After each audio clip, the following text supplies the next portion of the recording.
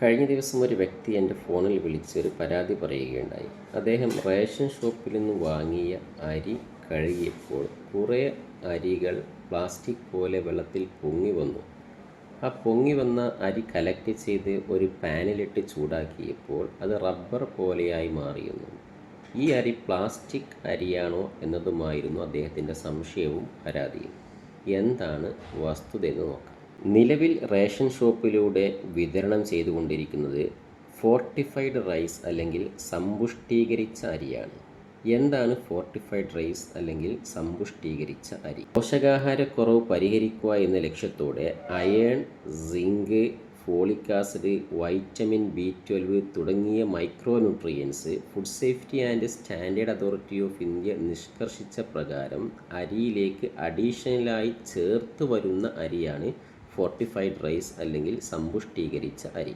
അരിയുടെ shelf life വർദ്ധിപ്പിക്കുന്നതിന് വേണ്ടി തവിട് കളഞ്ഞ് പോളിഷ് ചെയ്ത അരിയാണ് ഇന്ന് മാർക്കറ്റിൽ ലഭ്യമായിട്ടുള്ളത്.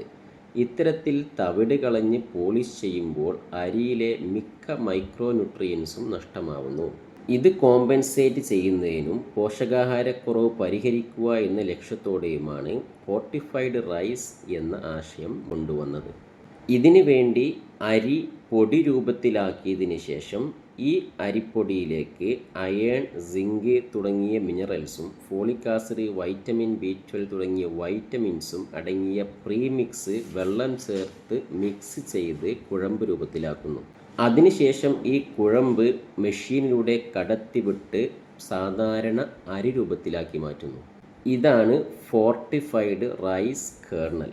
ഈ ഫോർട്ടിഫൈഡ് റൈസ് കേർണൽ 1% എന്ന രീതിയിൽ, അല്ലെങ്കിൽ 1:100 എന്ന രീതിയിൽ, അല്ലെങ്കിൽ 100 അരിക്ക് ഒരു ഫോർട്ടിഫൈഡ് റൈസ് കേർണൽ എന്ന രീതിയിൽ മിക്സ് ചെയ്ത് വരുന്നതാണ് ഫോർട്ടിഫൈഡ് റൈസ് അല്ലെങ്കിൽ സമ്പുഷ്ടീകരിച്ച അരി. ഇപ്പോൾ റേഷൻ ഷോപ്പിൽ നിന്ന് നാം വാങ്ങുന്ന അരിയിൽ കാണുന്ന വെള്ള നിറത്തിലുള്ള പ്ലാസ്റ്റിക് അരിയാണെന്ന് തെറ്റിദ്ധരിക്കുന്നത് പ്ലാസ്റ്റിക് അരിയല്ല, മറിച്ച് അത് ഫോർട്ടിഫൈഡ് റൈസ് കേർണലാണെന്ന് നാം മനസ്സിലാക്കേണ്ടതുണ്ട്.